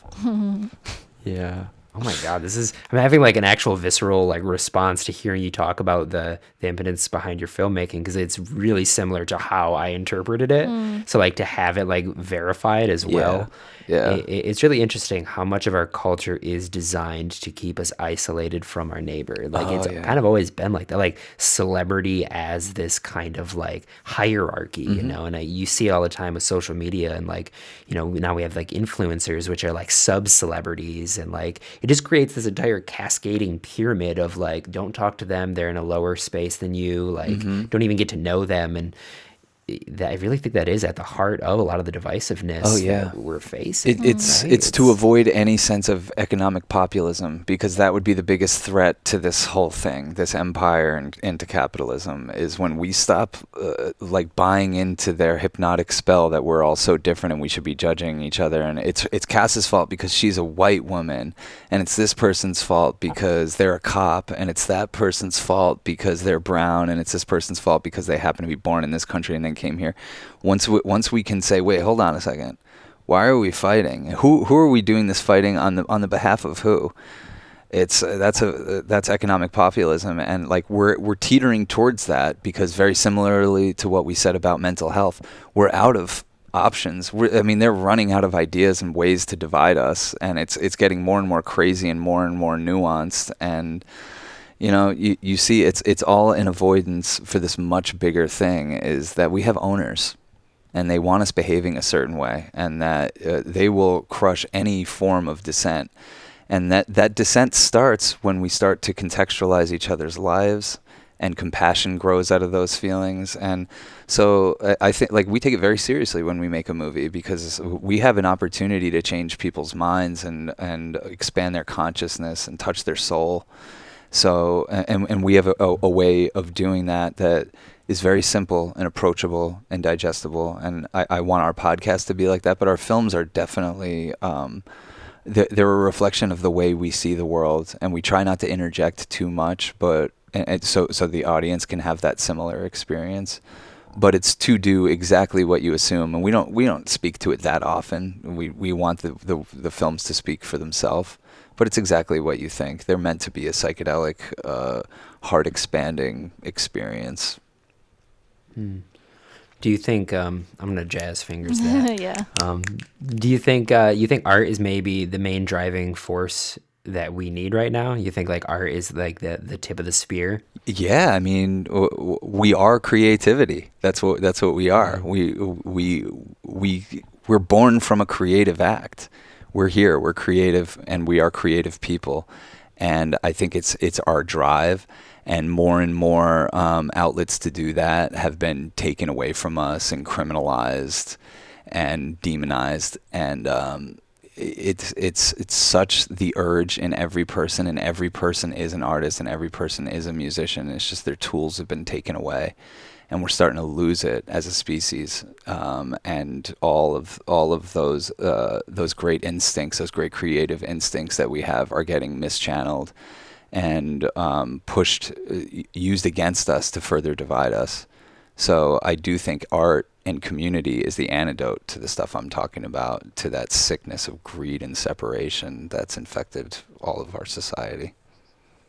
I mean, that's just like a really simple way of putting it. I could probably go on for a long time about that kind of stuff, but I'm still trying to wrap my head around that stuff myself. But like when you ask me that question, it just creates it's just like my natural response is like, we are art, we are creativity. Like God damn, we have lost the narrative that we think we're workers, you know. Like I always try to preach like our solidarity with the workers across the world, and it spans borders or whatever. I think it's condescending to even think of us as workers. It's like, we're artists. Yeah.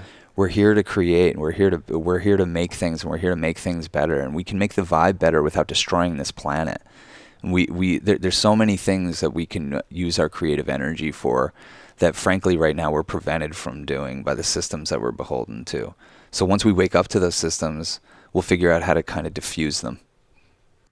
Almost kind of, as you just said that, like, had the idea that like being an artist is the antithesis of worker. It's like you're either one or the other. Yeah. You know? Yeah. Yeah. And when I tried to masquerade as a worker, and anytime I do, it doesn't look right. It doesn't feel right. It feels like I was miscast anytime I'm in those roles. Yeah. And then there's people that fit those roles perfectly. And when you ask them to take the creative initiative and make some art, they can't. Their fear gets in the way, and they're much more of the worker mentality. But I think beneath it all, there's an artist. There's the human design of it that is like a popular way of looking at it, is that whether you're like a generator or a manifester, or if you have an inner authority, like we all play our own roles, and we don't all need to be the same or have the same approach. Like, I think that what we just want for everyone is to have like a more fulfilled existence. And that doesn't mean that there's like a certain way to do that. I think a fulfilled existence is that if you're going to do work, you should be compensated for your time and be able to have a living wage and be able to afford the things in life that bring you joy. And anything else is human slavery. Yeah. Yeah. Yeah. Yeah, and I think that's like, it's all the artists typically get typecast as like more liberals, but I think it's the people who are able to see the systems. I mean, it's the artist who's able to see the overarching thing. Yeah. And then it's like, say, the worker, the preserver. I don't know what the human design take is on like the word. I know human they call them design generators, or like. Is that the artist? Oh no. Well, no. I'm sure there's artists that are generators. There's just generators are people that are like good at completing other people's ideas. So they might be like really good at like making the idea better, or bringing it to form, or manifest, like creating it. And then there's, projectors who like, honestly, I'm not the right person to talk about this too. It's just really interesting. And you guys using the word worker made me think of it, because it made me think of like how art is work. And I think I might just be getting caught up in semantics and using it to expel upon it. But I totally hear what you guys are saying, and I appreciate it. I'm not trying to derail it. No. Yeah. It's definitely welcome. Yeah, I just think, like the workers are going to do what workers do, and that's okay. And they have a niche in the ecosystem. I'm always looking at like human society as an ecosystem, and trusting that like everybody has a role to play. Yeah. And it's like, in following their authentic inner voice, they will naturally settle into it. It's not something you have to like force your way into. Mm-hmm. And like, there are definitely like large chunks of people, if you want to look at like the Hindu caste system, I don't think at the heart of that isn't an evil thing. It was manipulated to be kind of a control scheme. But I think at the heart of it is like, there are just some people who their capacity where they're at, they're workers, and it's a shame that the people who are able to see the entire system manipulate them, and then like put them in these pigeonholed things that they can just kind of take advantage of. And it's, not to like make decisions for other people. That's not what I'm advocating, but like, let's look at the systems that are abusing the people who just want like a regular chill life. Yeah. Yeah, exactly. And not have to live your life deeply in debt and forced to work. And yeah, it's a fucking mess. But like Terrence McKenna says, if the artist can't find the way, then the way cannot be found. Oh, So yeah. you have to think of like when you take on that label, you have to think of yourself as above politics. Like you can't think of yourself as a liberal or a conservative or a leftist or you know, or you really have to think of yourself as above politics and above religion and above those kind of ideologies, because like we're the canaries in the coal mine. Yeah. We have to pick up on vibes that could better this place and transmute it through our art. And that's a much more powerful way of transmuting vibes over generations than words are, because words can lose their meaning and whatever. But yeah, I do think I think it's an important thing, and I think a lot more people would have a lot more fulfillment if we had more outlet for that. And I think like we're accidentally with this pandemic stumbling onto something, because I know we're collecting unemployment and a good amount of our artist friends are, and everyone's happier than ever. We're barely getting by. They barely give you enough to have any kind of fucking dignified existence. Well, to not keep going into debt. Yeah, we're going into debt. But basically, like, we all get this like little scrap of cash every week, and it makes us feel like, okay, cool, we don't have to slave away. We can just do what we got to do. And everyone that we know that's an artist is like really coming into their own in new and exciting ways, that like this big like accidental experiment we're doing is proving true, that like if given the space, a lot more people would drop out of the workforce and would try to contribute in other ways that I think would be a lot more beneficial to this planet and our economies than the current system that we're beholden to. It's interesting because like right now we have the technology to where people can actually safely drop out without the thing bottoming out, like with automation. Like it doesn't have to be an evil thing. Right now, like with the current system, it's like, oh shit, like automation, when people are going to be out of jobs. But like, I don't know. I was honestly a big fan of Andrew Yang. I love the $1,000 a month idea. It's a great idea. I think like if we are going to be buying into this system, like it should be buying into us. Oh, absolutely. And like automation is something that we should be cheering on. Like we shouldn't be having to do those jobs. But like I think what we always advocate for, and I know it's extreme, but it really shouldn't, is just the workers taking back what's rightfully theirs, which is the products and the means of production and the means of distribution. And once the workers own that, it all balances itself. It all starts to balance itself. And businesses that are redundant go out of business, and you know we start to take this thing back, and we become less exploited and subjugated. And it starts to clean up our foreign policy. Like all these things start to fall into place, but it would require a general strike. It would require the workers seizing the means. It would require mass organization, which I think we're teetering on. That's how bad it's gotten, is like that we are looking at it, as complacent as we are in this country and as medicated as we are with Netflix and all these things, that shit has become so desperate for people that we might be headed towards what I'm talking about. Like it might be time for the revolution. Yeah. And I think we're even seeing that, I mean, with like the Wall Street bets phenomena that has happened a couple of weeks ago. Like we're starting to also have these new and unique ways that we never foresaw. Like who would have thought that, you know, through Reddit, a bunch of people would be able to like tank hedge funds and they bounced back and they like limited it. But like, I don't think that the revolution is going to look how we think it's going to look. No. I think it's coming, but I think right now, like we just don't know what the face of it is really going to be. Yeah. You know? Yeah. But I think the general strike thing, I honestly would love to see it. I don't know, because America is so like by the laurels of our hard work, you know, that's our value. Like I just wonder how many people would be, you know, it would be politicized, and then you know. Well, I mean, look, we need a raise. I mean, this is beyond politics. We need a raise. We need health care. We need paid time off. We need more reasonable hours. And it's simple, because all these other developed countries have these things. And, you know, what would you do if you were working in a factory and you wanted those things, you would get the other workers together and you say, we're going to shut this motherfucker down until we get paid what we need. We just need to do that en masse. And like the thing is, they have us so divided under all these fucking false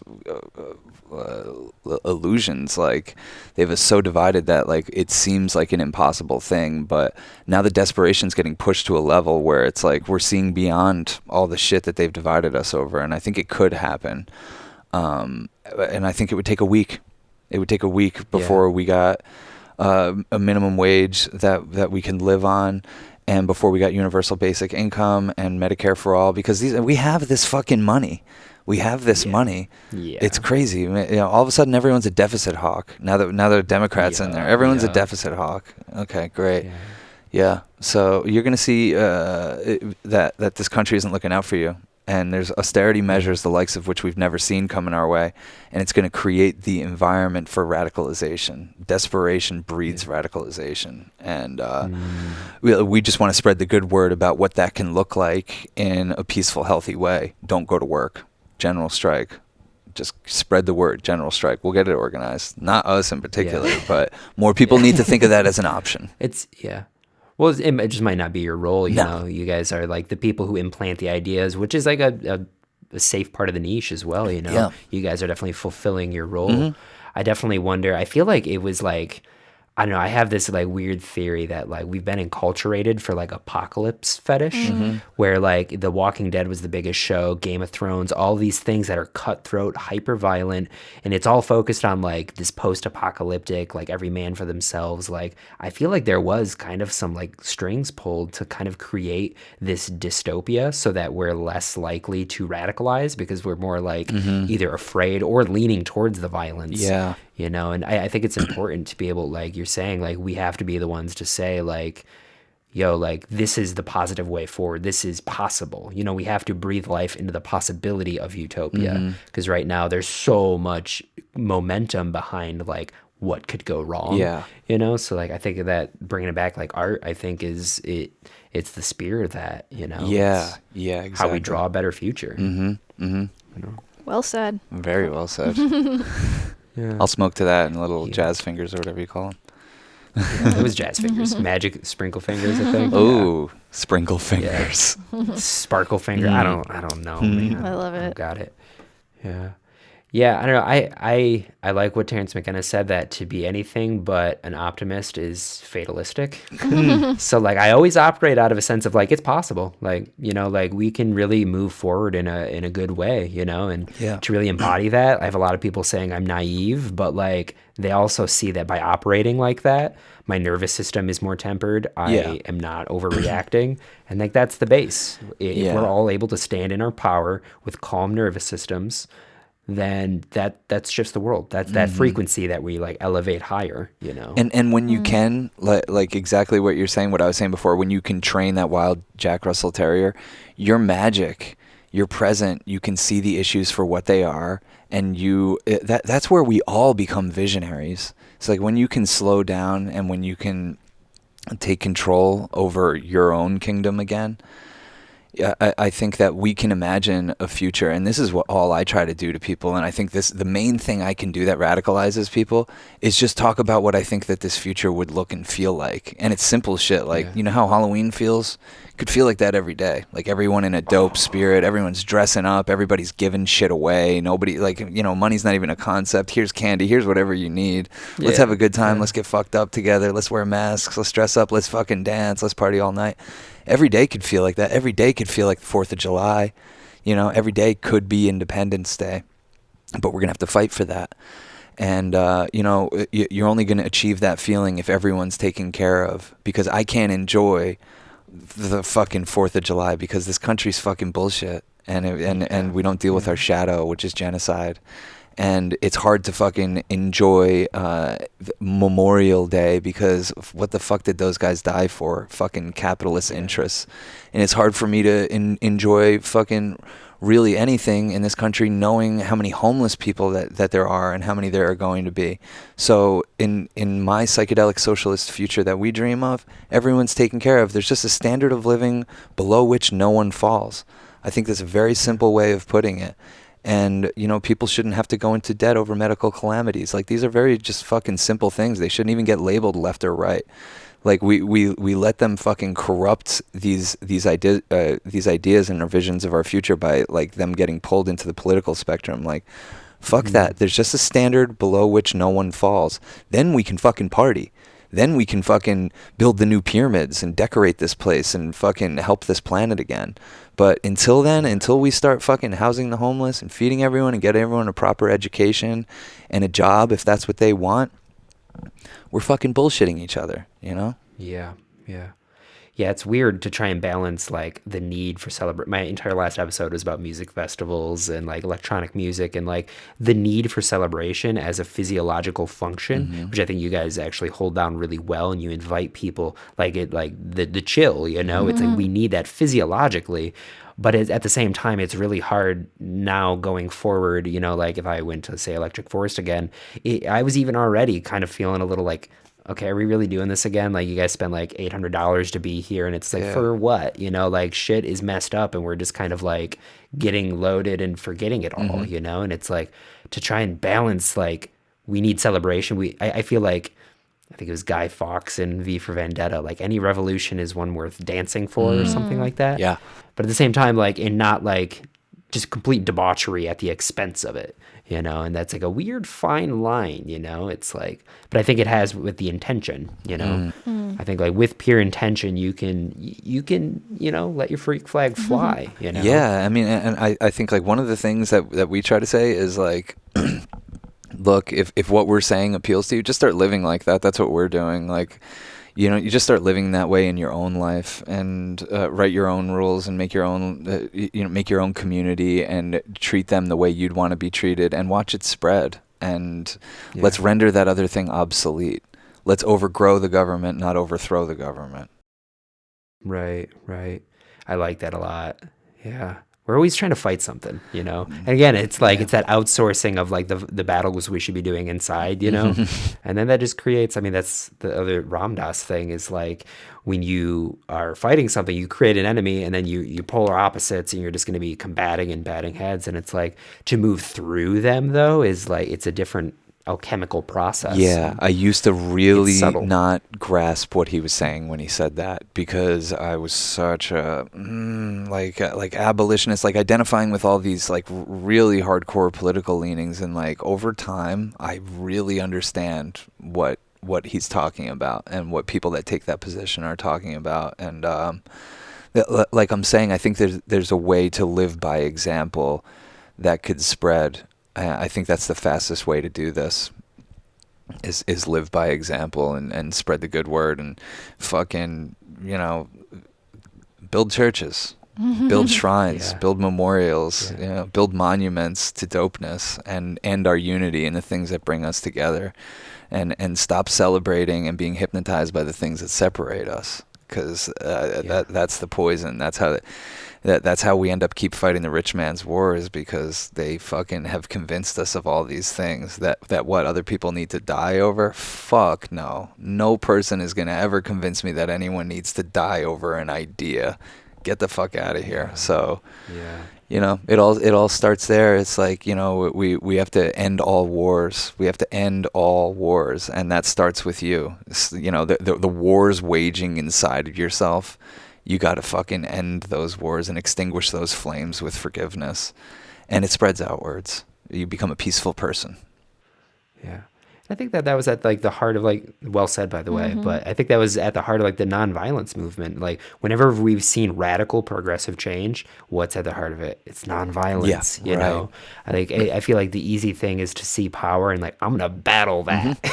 You're never going to win. But it's like, you're never going to win that, you know, even like Star Wars, you know, like, and that's kind of like the cultural myth that we've all ascribed to. We all grew up watching Star Wars, and, you know, at the end they beat the bad guy because they did the violent thing or that, you know. But like what happened 20 years later is the studio resurrected the darkness and we had another trilogy. So it's like, You know, like maybe we should, I don't know, like apply that same myth to a different battlefront, you know, rather than. Right on.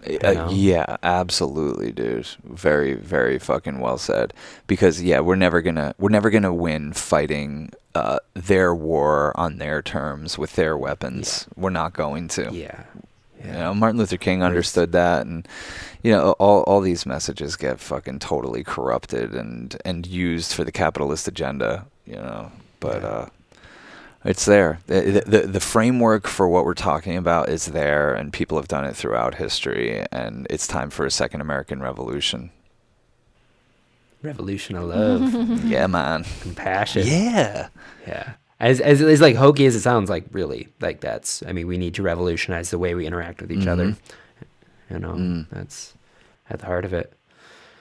Awesome. Well, I gotta pee, so I think I'm gonna That's a wrap. call that a wrap. Yeah. Cool, man. Awesome. We'll send you this Yeah. file. Thank you guys so much. Yeah, of Thank course. you. I'll have all the stuff in the description below for folks who want to tune in. Really suggest your films, especially because they're on YouTube. It's very there's no barrier to entry, and you can have your minds blown by some amazing films and podcasts. Like this conversation is like the tip of the iceberg for your guys' platform. Yeah, man. So, you know, you guys got some cool people in your circle. So Thank you so much for having Thank us you. on. Thank you.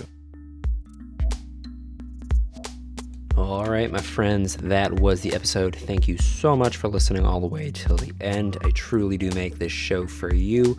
You're a trooper, you're a warrior as well. Yeah, that was Sean and Cass. We talked about proper intention setting. We talked about some of the pitfalls of dealing with the psychedelic path. We talked about the importance of dying before you die. Talked about changing culture by changing ourselves. We talked about their films. Overall, just creating magic. And isn't that what we're all here to do? Like I said at the intro and at the end of every other episode, if you want to support the show, just interact with us on some of the channels. Subscribe, give us some good ratings. YouTube is kind of a hot spot right now. So if you want to help boost some numbers, give us some thumbs up, subscribe. All of these things at this current step really, really help. And I see you out there, and I'm sending you etheric high fives.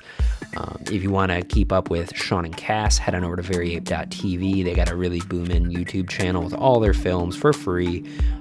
Really, really good content, really fascinating. Definitely suggest checking it out. They just started a new morning show Monday through Friday called The Come Up.